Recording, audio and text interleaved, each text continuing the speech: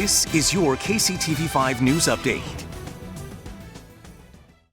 Start with that breaking news right now. This morning, a homicide in Kansas City. This happened in the 1900 block of 24th Terrace. The person was shot and died at the hospital. We do have a crew on the way, and we will update you with information as soon as they get there.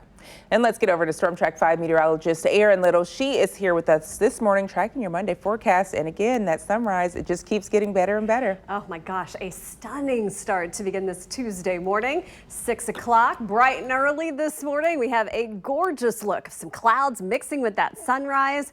We will take it this morning. Not only do we have a beautiful looking start, it feels so comfortable across our area to begin the second day of your work week. We don't get a whole lot of mornings like this where we are in the 50s.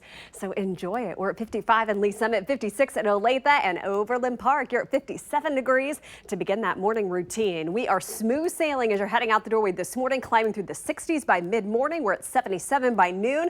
I'll have that latest update on how long we'll be able to hold off the higher humidity and that next chance of thunderstorms in the forecast before the work week's over as well. I'll have that updated timeline with Forecast Track here in the next half hour. Over to you, Kelly. All right, thanks, Erin. Breaking news this morning. Authorities at the Clay County Detention Center stopped a riot last night. 19 inmates refused to return to their cells. Now, the county sheriff says it happened around 8 at the jail in Liberty, Missouri. The detention emergency response and special tactics teams responded to the disturbance. All inmates were then returned to their cell. No one was hurt, no further incident. Also breaking this morning, a new antitrust investigation is being launched into Google. The European Union is questioning whether the company stifled competition in digital ad technology. Now, it is to check whether Google restricted access to third parties to user data. Google has not commented on the announcement. Chiefs defensive end Frank Clark was arrested for illegal possession of a gun. New this morning, the NFL star's attorney tells KCTV5 the Uzi gun found in his car belonged to his bodyguard. Clark was arrested Sunday night in LA and has since bonded out of jail. The LAPD says they pulled Clark over for a routine traffic stop. An officer noticed the gun sticking out of a bag inside his car. Clark was arrested for having a concealed firearm in a vehicle. Now, we talked to a local attorney, Brandon Bell, and he's not representing Clark in this case, but says it is up in the air whether or not he will be charged.